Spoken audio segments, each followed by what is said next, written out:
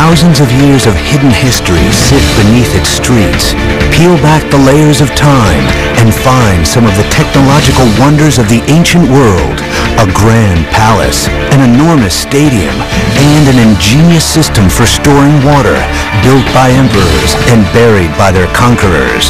Now, uncover one of the lost cities of the underworld, Istanbul, on Modern Marvels.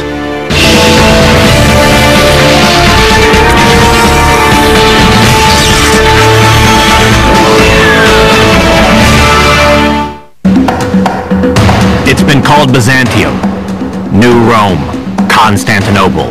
This strategic peninsula sits with the Marmara Sea on one side and the Bosphorus Strait on the other. It's the only city in the world that straddles two continents. This prime location made it the perfect spot for empires to rise, fall, and rise again. I'm Eric Geller. I'm in Istanbul, Turkey, and for centuries this was the most powerful city in the world. But when you're on top, the only place to go is down, and down is where these empires went. If you dig anywhere, you'll find evidence of the fallen civilizations. There are cisterns and libraries, dungeons, hidden tunnels. There are entire cities buried beneath our feet. Now, we can't shut down today's modern-day city to excavate, but there are other ways to get underground. Today, Istanbul is part of the Democratic Republic of modern Turkey, and the city's 11 million inhabitants make up a melting pot of the cultures these fallen empires have left behind. Everywhere you look, the past and the present collide. Taxis whiz by the 1,500-year-old Byzantine church Hagia Sophia. Couples stroll by 1,000-year-old Roman city walls. And tourists take pictures of the almost 400-year-old Ottoman Blue Mosque. In most cities around the world, this would be it. But in Istanbul, it's only the beginning. We'll peel back the layers of time, whisk away today's houses, busy streets, and modern bazaars to find a hidden history like no other city in the world. I'm not talking about a catacomb or a tunnel or two. We're walking on top of entire cities, stacked like bricks, each layer of history buried deeper than the next. The city began in the 7th century BC as a small Greek fishing village called Byzantium. 200 years later, the village became a part of the vast Roman Empire, and in 330 AD it was renamed Constantinople after Emperor Constantine moved his entire capital east. The Eastern Roman Empire, later known as the Byzantine Empire, was born. For more than 1,000 years, the Byzantines flourished here. Then in 1453, Constantinople was conquered by the Ottomans, becoming Istanbul. Almost 500 years after that, the modern Turkish Republic was born. For 27 consecutive centuries, these civilizations, the Greeks, the Romans, and the Turks, built palaces, stadiums, bathhouses, roads, each one trying to outdo the one before. Each time the city was destroyed, the next generation simply rebuilt atop the ruins of the past, adding their own layer, and in some cases, raising the ground level by more than 40 feet. But how is this possible? How does an Ottoman mosque literally sit on top of a lost Roman palace? Or an apartment building not cave into the ancient Roman cistern below? My quest for answers begins almost 1,700 years ago, when Istanbul was the new capital of the Roman Empire. For centuries, this city's prime location made it the most desirable spot in the world. The Romans knew this, and they acted quickly to defend their new capital. They built impenetrable city walls, they chained off their harbors, and perhaps most ingeniously, they found a way to protect their greatest resource, drinking water. And it all started right here. The aqueduct was one of the Roman Empire's greatest engineering feats. Beginning in the 4th century, Constantinople's water began its journey 12 miles from the city center in the forest of Belgrade. Powered entirely by gravity, the precise slope of the aqueduct's construction ingeniously carried large amounts of water across uneven ground until it was safely inside the city walls. The water was then diverted to one of 5 open-air cisterns. Here it would purify itself, depositing mineral and organic matters while still keeping its pressure. Next, the water made its way into the many subterranean tunnels snaking beneath the city streets. Its final destination was one of the thousands of underground cisterns. Here it was stored until a citizen of Constantinople decided to pump water from the fountain up above.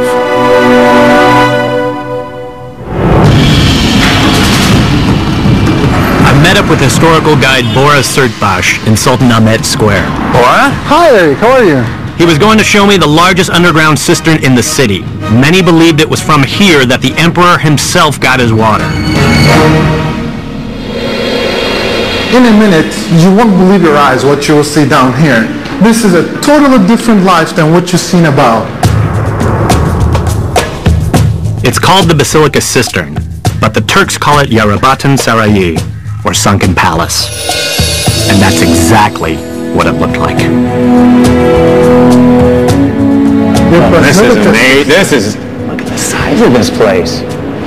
This is a huge place. You would have no idea coming in off of the square. Yeah.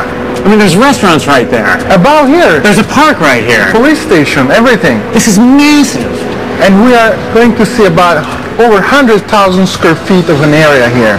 This is the biggest underground cistern ever built by the Romans in this city.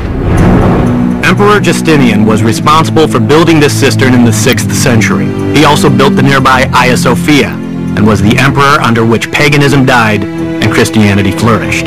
During his 43-year rule, he was ambitiously able to reclaim the Western Empire, reform Roman law, and rebuild much of Constantinople. Today, the Basilica Cistern is one of the largest Roman structures left in the world. It's 459 feet long and 229 feet wide. The roof is supported by 336 marble pillars, spaced approximately 15 feet apart. The cistern was the key to the survival of the empire. Since the city was constantly under siege, the aqueducts, which acted as natural bridges into the city, had to be broken to prevent entry. The water stored in the cistern helped sustain the residents of Constantinople for months at a time. After the conquest, 1453, when the Ottomans came into the city, nobody gave them a tour. Okay, so they didn't know where is what. For that reason, the underground systems were not discovered for a long time. But even after they were discovered, the Ottomans didn't feel as vulnerable to attack as the Byzantines, so they didn't rely on them as much. In addition, the Ottomans' cultural preference for running water, not still, helped add to the cistern's downfall. In the Turkish culture, still water is considered dirty. When it runs, it's clean water, and this is what we use. So the Basilica Cistern was forgotten beneath the streets until 1544, when a Frenchman named Pierre Giles became suspicious of the endless supplies of water and fish the locals were pulling out of their basements. Giles is credited with rediscovering the Basilica Cistern after being invited to fish beneath the basement of an old Ottoman home. Today, the Basilica Cistern sits more than 25 feet underneath the modern city. For almost 3 city blocks, anything you see, trains, restaurants, hotels, even the police station, is supported by this 6th century cistern. The decorative marble columns credited with holding up today's city were once immersed in water and were never meant to be seen. They were just the recycled trash of Byzantine construction, leftovers taken from nearby temples or monuments. How come it doesn't fall down? How come, the police station isn't right there? How come this whole city hasn't caved in? That's a good question. Now, at this point, we should remember the very important saying. City is built on 7 principal hills, like Rome. When they had a valley, they erect columns in there, put in the Roman arch, cover it. With 1 stone, you shoot 2 birds. You can have a water storage underneath, and you have a flat surface now above. Approximately 1,500 years and 25 major earthquakes later, these columns were still supporting the cistern and the city above. But they were also meant to hide some of its secrets. So who is this fine person? This is Medusa from the Greek mythology. Why is Medusa here? Is there some symbolic reason for that? That's a very good question, actually. One explanation is, since everything is recycled material here, this is what they needed. They needed this size of a stone, they put it underneath, and they elevate it into the height they wish. But in Istanbul, there are always other reasons. Another explanation is 532 is the year the most Christian emperor Justinian is building across the street the Hagia Sophia, the biggest church ever built in the Roman period. He was a very religious person, and by burying Medusa, a pagan symbol, under the column, on the side, and there upside down, drowning her inside the water, he was giving a message that the pagan believes is helpless even to itself. So not only are they storing water here, but they're hiding the past. They're burying paganism at the bottom of the cistern. I couldn't say it better. Istanbul has been called the City of Cisterns, and while the Basilica Cistern is the biggest, it's just one of the hundreds of gaping ancient holes forgotten beneath the modern city streets. I would say even some people wouldn't know they have cisterns under their houses, and they're sitting on a heritage of 1,500 years old without even knowing. Nakash is located in the old quarter of the city and specializes in high-end Turkish carpets, pottery, and jewelry. But their real treasure is hidden beneath the store.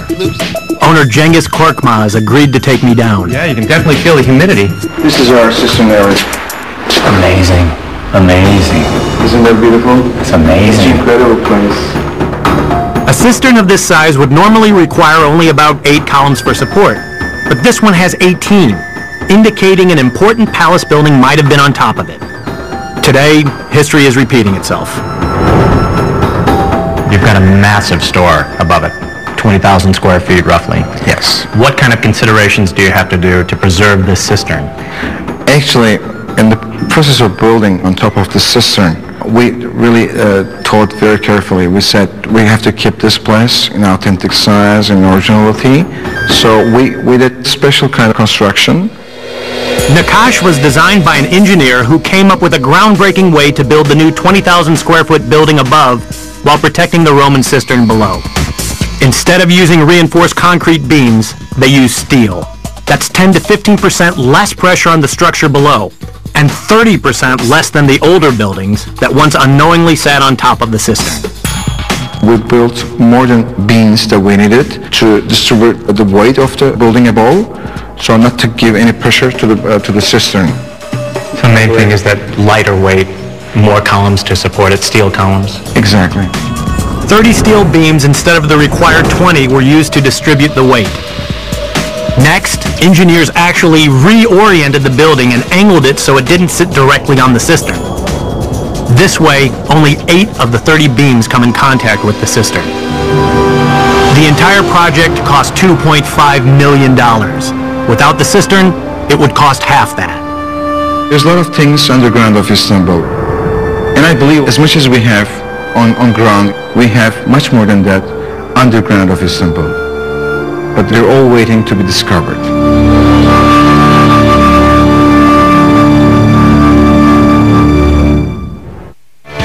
Built in the 4th century, the Valens Aqueduct remained the main supplier of Istanbul's water until the late 19th century, when it was replaced by a modern water system. We now return to Cities of the Underworld on Modern Marvels.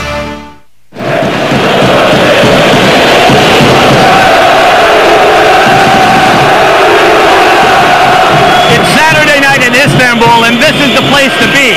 But when the Romans were here, they built the stadium twice this size. Now imagine deadly chariot races circling the field. The emperor and his family in the royal box, and about 100,000 screaming people just like these. Now this great hippodrome, it still exists. It's just about 15 feet beneath the city streets. But how could an ancient racetrack, twice the size of Istanbul's biggest soccer stadium, just disappear beneath the ground? And how could I get under there to see it?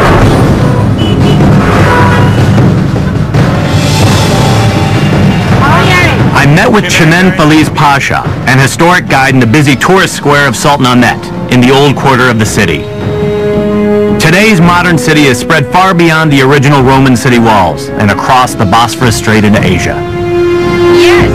But remnants of the old city still remain beneath our feet. In 306 AD, Constantine was named Emperor of Rome, dubbed Constantine the Great by Christian historians for legalizing Christianity during these pagan times. He also successfully united the vast Roman Empire under one emperor. As his empire grew, Rome became further away from the empire's eastern expansion. So in 324 AD, Constantine chose to move his capital to a strategic but provincial city called Byzantium, later Constantinople. Not long after the move, the Roman Empire's western provinces, including Rome, fell to the barbarians.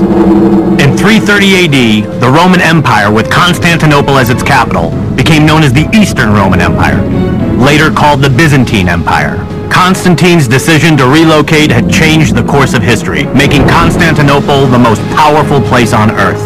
The palace, the hippodrome, and the church Hagia Sophia were the three most important buildings of the empire. This trifecta was once located in the square where we were walking. Today, Hagia Sophia is the only building of the three still standing, above the ground. The original hippodrome was built in 203 AD by the Roman Emperor Septimus Severus, but in 324 AD, Emperor Constantine began to add his own layer by expanding the original structure to rival Circus Maximus in Rome. He added more seats, enough to fit 100,000 cheering spectators, and extended the U-shaped track to over 1,300 feet long and approximately 250 feet wide, an arena the size of 5.5 football fields. He decorated the center spina, or median, with monuments brought in from regions throughout the empire. These monuments were a reflection of Rome's power, but were also used to block the view of the spectators, on purpose. They added to the suspense of the spectators as the chariots disappeared and reappeared from behind the spina as they rounded the deadly U-shaped turns. But the hippodrome wasn't just for entertainment. It was also a place for citizens to confront their emperor, often resulting in bloody riots.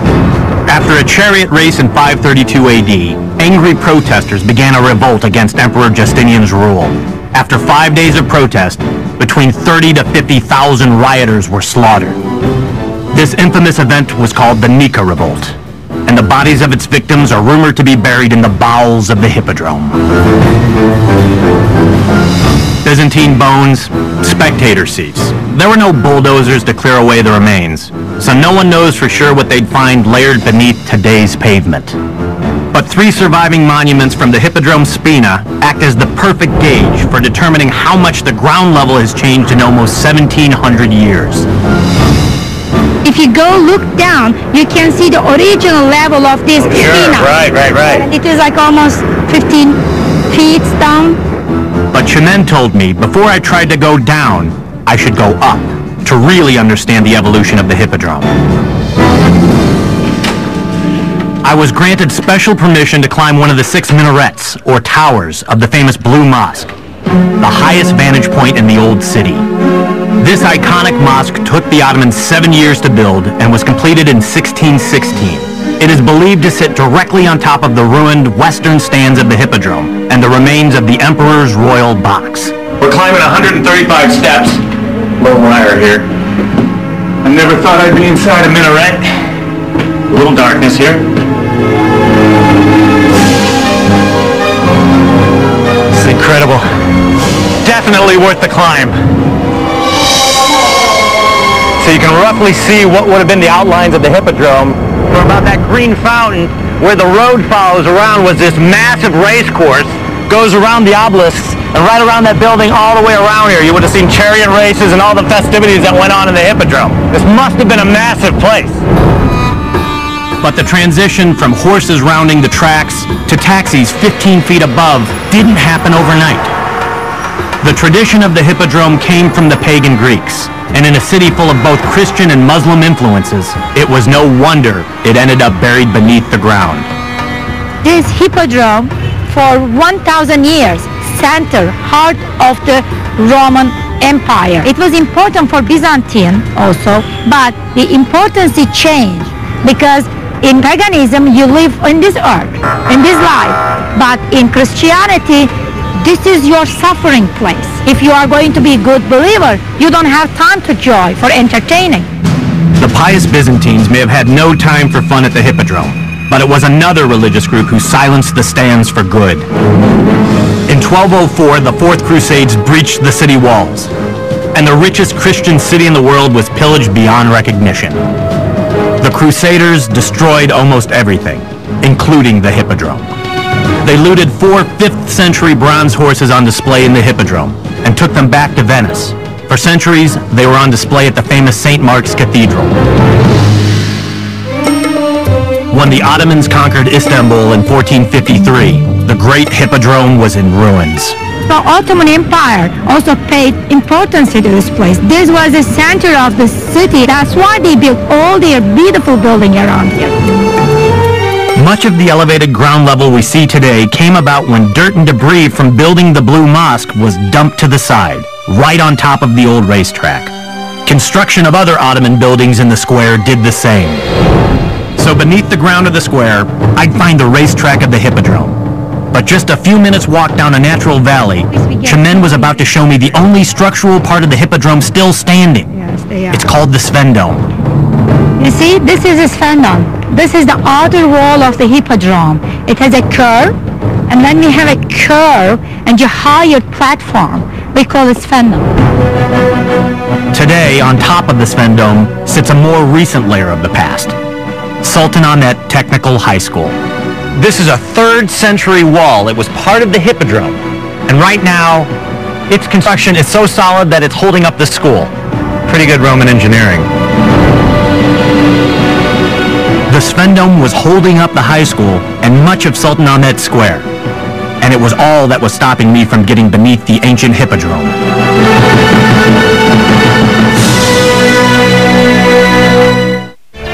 The Blue Mosque is probably Istanbul's most famous landmark.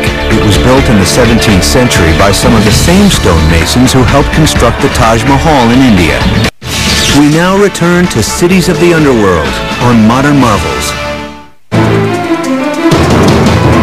Most locals never think twice about the inconspicuous 3rd century wall in the middle of Istanbul's Sultan Ahmet Square. But beyond it lies the remains of the ancient Roman 100,000-seat Hippodrome. The area has never been fully excavated by archaeologists, but I was determined to see what remained of its underworld. Based on the Circus Maximus in Rome, the Hippodrome was built into a natural valley that slopes southward towards the sea. Engineers first closed off the south end of the valley with a U-shaped wall called the Sphendome. It rose over 130 feet high and linked up with the stands, while the racetrack sat below on the valley floor. While the track was flat, the ground slopes down towards the Sphendome, creating a cavernous underbelly, or backstage, starting where the track ends and the Sphendome begins. This underbelly was rumored to be intact, and we'd been granted special permission by the antiquities authorities to get inside. Even archaeologists have trouble gaining access. A little difficulty opening the gates to the Hippodrome. Buyurun açın. Pretty crowded here.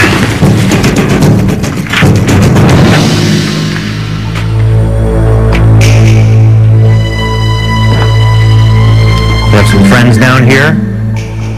We got some like little dung beetles or something. Whoa. What are we seeing here? It looks like actually like it's sort of naturally filled in on itself, like maybe the roof gave in. I can't tell if this was filled in or not. It's hard to get a sense. But this cave goes back further, but I don't think we're going to be able to get back there, at least through this way. Off the circular corridor, I could see about 6 rooms, and inside each room was a caved-in entrance to another tunnel. Could these lead to the racetrack of the Hippodrome? So this room and all these other chambers like this would have been behind the scenes. It would have been like in NASCAR, a pit stop, right? The race car blows a tire, needs more fuel. They might have come right in here. They could have had chariot supplies, wheels, water, anything you need. And 100,000 screaming people were standing right out there. I see steps. Oh, wow. Can you hear that? Can we explore down here? I hear something scampering around. Be careful, Eric. I'm trying to be careful here. Looks like it's a good 30, 40 feet up from here. And the masonry and the stonework looks impeccable. And it'd have to be if it stood up for, oh, let's say 15, 1600 years. Looks like I can't take another step down because it looks like it's flooded out down here. Yeah, this does look like it's probably the end of the road for us. The water was preventing me from exploring the Hippodrome any further. Or was it? Hassan Bey? Yeah. Nice to meet you, Hassan. Hassan Oral is an urban cave explorer who has navigated secret tunnels and waterways deep beneath the entire city. Take some of the boats. Okay. So we've got simply a rubber raft in there? Yes. Rubber boat? Yeah. Okay.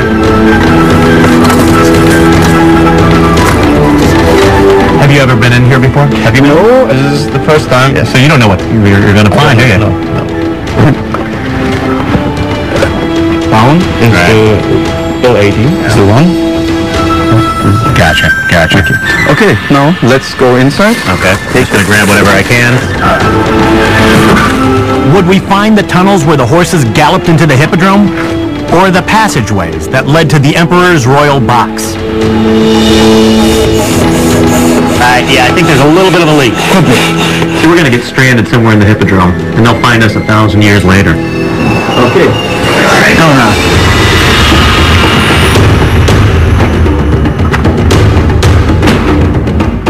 What do you think? Now going on my knees, I'm guessing? Yes. Even knees, this is the best. Yeah. Okay. Okay, can I have a paddle? Here's a paddle for you. It's pretty amazing. We're underground Istanbul, but in a boat. And we're paddling through the hippodrome. And clearly you're getting runoff from pollution from the streets. It smells like feces. I mean, I don't know what's down here, but it's not very pleasant. But this used to be the center of the city. I mean, you hate to say it, but this very well could have been a toilet for the hippodrome, right? This could be ancient that's floating in this water. Seems like about every, 20 or 30 feet, we find a new chamber. There could have been supplies here, storage for chariots. I mean, it's big enough to be a stable. There could have very well been horses in here. This could have been where the athletes prepared or the circus entertainment. Looks like there's some debris over here. I can't even make this out over in the corner. This is concrete, not... That is concrete there. We had hit another layer of history. The wall was clearly not Roman or Byzantine. It was most likely the remains of a late Ottoman wall. Hassan says the Ottomans had turned the Svendome into a cistern for water storage. The walls were covered in concrete, and based on the water we had just paddled through, the cistern was still doing its job. So this isn't our way, but we've got to see what's behind us. We've got to keep going, right? Yes, let's climb. All right, let us climb.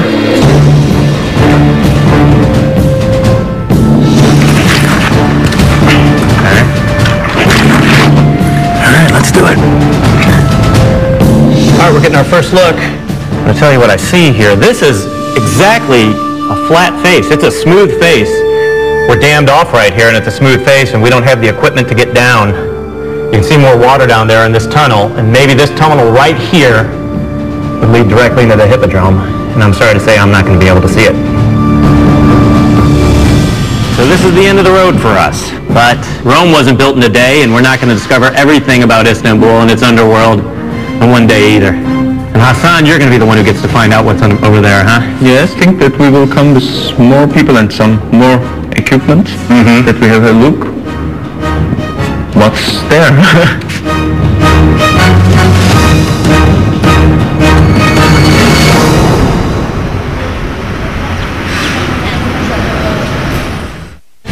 In 390 AD, Emperor Theodosius brought an obelisk from Egypt and erected it inside the racing track of the hippodrome. Only the top section survives, and it stands today where Theodosius placed it, on a marble pedestal. We now return to Cities of the Underworld on Modern Marvels.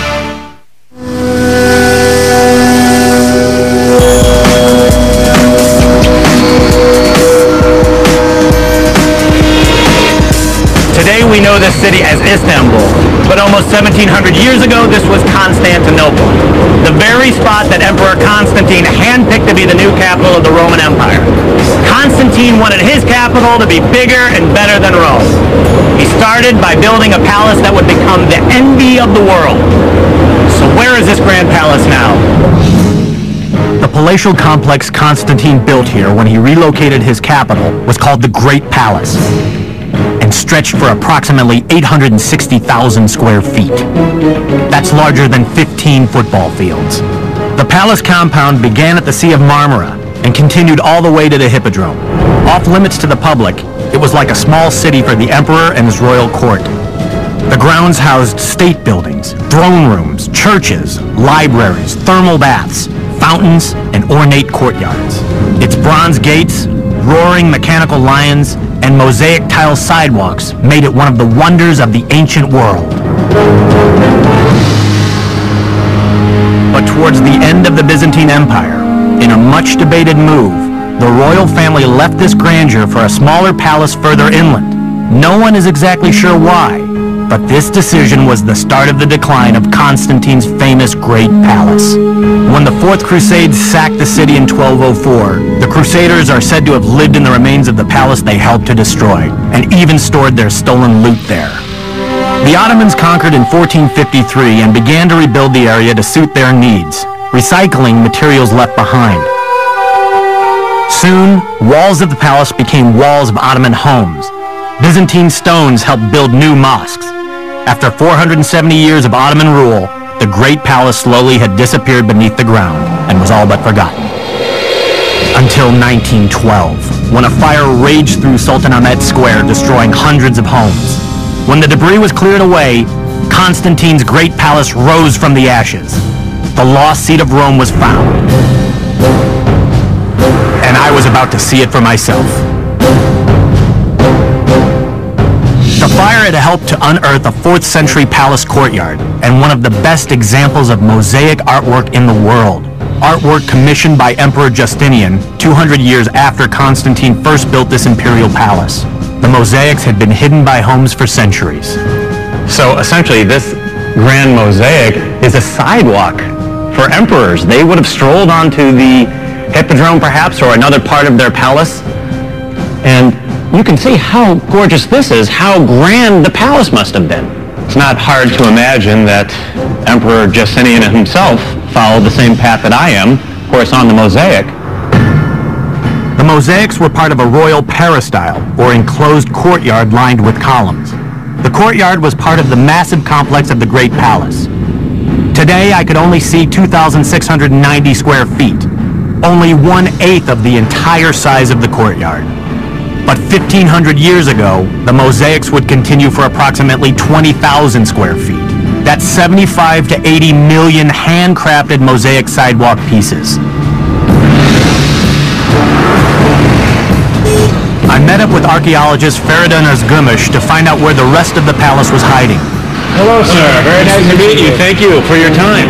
He grew up in the old city and was playing in subterranean tunnels and the substructures of the Great Palace before he or anyone knew what they were. This brick right here, right? If I remove this brick and keep digging, what am I going to find? The ruins of, in my opinion, ruins of the Great Palace. The ruins of the Great Palace right underneath it. Because at the moment we're walking within the periphery of the Great Palace of ancient Constantinople. He's taking me beneath the streets to a part of the Great Palace that has never been excavated and few know exist. Asia Minor Carpet Shop doesn't look much different than all the other carpet shops on the block. But beneath its courtyard, store owners came across an entrance.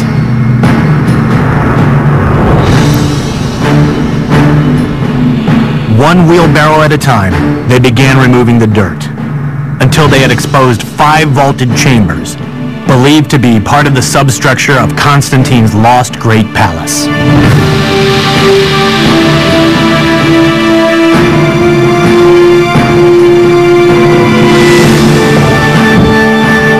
This is very impressive. There are a lot of substructures like that in Istanbul. We were in the substructure, or basement, of the Great Palace. The throne room where Constantine greeted his guests was believed to have once stood just above our heads. The Byzantines are rumored to have kept wild animals down here. The Crusaders may have walked through these very rooms. Later, the Ottomans are said to have used these rooms as prisons. So I see you searching around this room somewhat frantically, but it's as if you're putting together the pieces of a puzzle. Bricks tell us a lot of things about the construction. Okay. And here? There are two different buildings here. One of them is that one. It's older, probably, in my opinion, probably the 4th century AD, time of Constantine. And this one is later, 6th century. If you look at the bricks, thickness of each brick may measure 6 centimeter or 7 centimeter. This was typical thickness of the bricks in the 5th and 6th centuries AD. It was actually an Ottoman wall blocking off a tunnel once supported by a Roman arch, later reinforced by a Byzantine arch. That's 3 empires all making use of the same space. 1,700 years of layered history right here. So it looks like just beyond this mound there's another arch that leads to another room. Another room, yes. 100%, yeah, another room. Full of debris like that. Look at this. And all of these things very well could have led from the palace to Hagia Sophia to the Hippodrome, because we're not that far away from the Hippodrome. Oh, we're near. So this could have led to the Hippodrome. Yes, it could, yeah. That meant almost every building or shop for 30 blocks sat on top of a part of the substructure of the palace. There could be escape routes underneath the nearby hotel. A modern restaurant could be on top of the pathways that led exotic animals to the Hippodrome. And a taxi might be driving over one of the palace's lost libraries right now. It looks like a burial chamber. There's a niche with an arch. Usually tells in Byzantine archaeology is an arcasolium type of tomb. It's going to be a tomb. It would be for an important person. Without proper study, Feridun says there's no way of telling if this is really a tomb, but evidence of one just added to the mystery of the city's subterranean.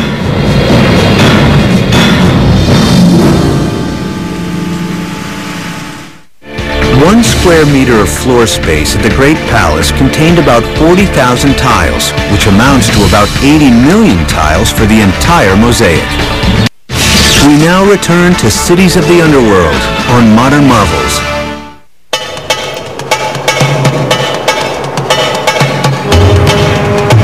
After almost 300 years of Roman, 1,000 years of Byzantine, and 500 years of Ottoman rule, Istanbul's underground is like a museum that has acquired a collection of exquisite cisterns, priceless mosaics, and secret palatial rooms. But these treasures share the soil with a more sinister side of Istanbul's past. 3 months ago, just across town in the quiet neighborhood of Balat, one of the Byzantine Empire's most brutal and notorious dungeons was found. Guide Ali Pasha and chief archaeologist Shirin Akunja agreed to take me down into the 12th century Animus dungeon. There's tips, which you had as well. Where the most common form of torture was to burn out a prisoner's eyes.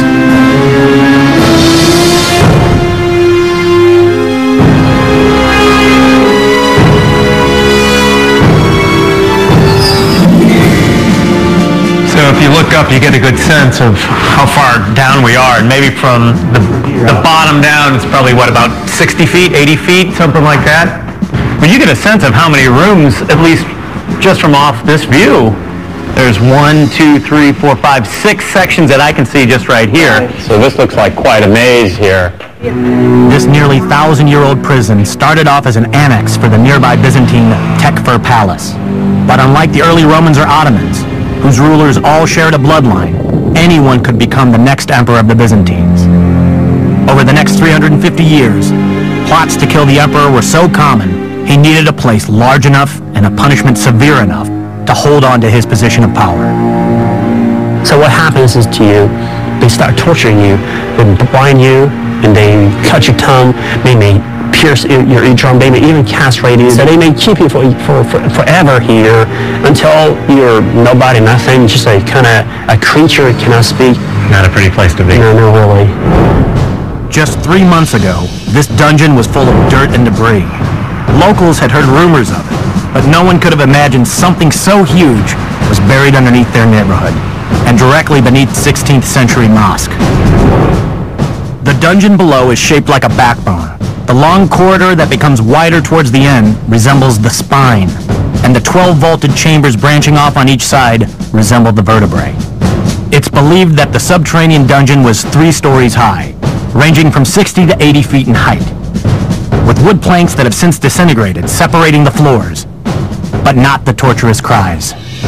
Rooms were approximately 10 feet wide and between 30 to 40 feet long. 12 Byzantine arches act as support for this underground structure, as does the rocky hill the dungeon was built into. Shirin Akunja has only begun to clear out one side of the dungeon. An identical wing is believed to be buried just beside this one. But what else is buried beneath Istanbul? A worsening traffic problem became the catalyst to find out. How are you, sir? Thank you very much. Murat Öztürk is overseeing one of the world's most ambitious public transportation projects. The $2.6 billion Marmari project will add over 200 miles of tunnels to Istanbul's already crowded underground. The end result will be the third largest metro system in Europe, and it's expected to ease the traffic congestion of the city by 40%. Öztürk brings me down almost 100 feet, the equivalent of a 10-story building, deep into the bowels of Istanbul's infamous underground. We're building a world in which 7 or 8 million people at the same time can move around beneath the ground in Istanbul. But how do they dig without disturbing the past? The answer is by digging deep. Some of the richest cultural layers of the city were left behind by the Byzantines and Ottomans, and are found between 6 and 65 feet below street level. So the metro has to dig even deeper, to 75 feet or more. In addition, a team of engineers used sonar to determine where artifacts were buried, and the path of the metro was mapped out accordingly. But in a city like Istanbul, you can meet with something else, something different, as every 10 meters below the surface. So we should be prepared to face any surprises. And so if you do run into an antiquity, you just change directions? What we face is too massive, we might have to change our direction as well. To avoid this, teams of up to 80 archaeologists work quickly to safely remove whatever they can from the path of the metro. When you talk about Istanbul, archaeologists are our partners. Archaeologists are the biggest supporters of our construction sites. At the Yenikapi Metro dig site a few miles away, official digging hasn't begun, but archaeologists are working against the clock to remove one of the dig's greatest finds from the path of the metro. It's a find that was truly unexpected. Here, one half of the construction. Dr. Jamal Pollock from Texas A&M University was brought in to help. And the main reason why I'm here is in one of their soundings, they stumbled on 2 shipwrecks. And I came here about 2 months ago, and since then, they've stumbled on 3 more. And maybe tomorrow we'll have another half a dozen. Dr. Pollock is an underwater archaeologist specializing in ancient shipwrecks. And while today, Yenikapi is over a quarter mile away from the sea, it was once part of a massive Byzantine harbor. We go 13 feet down and over 1,000 years back into Byzantine history to the 11th century sea level.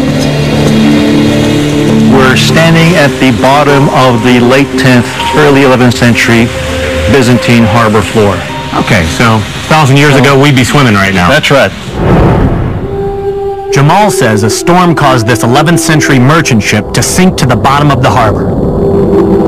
The large port side in front of us lodged into the harbor floor and was immediately covered by a protective layer of sand. As soon as the ship sank, it was covered over, and even the people who lost the ship must have looked for it, and they lost it. But then over time, of course, the harbor silted in and became marshland. Then, of course, once the area dried up, it was used as an orchard or gardens, and then eventually the city took over from the 16th century onward, and then we have continuous habitation on top of the sea to the 21st century, and people living above it had no idea that this was once the sea and there are shipwrecks lying below them. And as a ship that's found right in the middle of the city, just by chance, only because they were constructing the metro, we have here before us perhaps a missing link between the earliest methods of shipbuilding and a method that we use today to build ships. And this is just one of thousands, millions of artifacts, things. If we just dig underneath Istanbul, we'll find them. That's right. Amazing. That's right. Amazing. 27 centuries, 3 empires, 1 historic peninsula.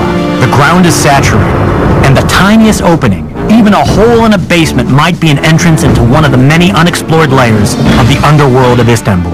It's a constant guessing game for archaeologists, engineers, and architects. And in this city, the game has no end.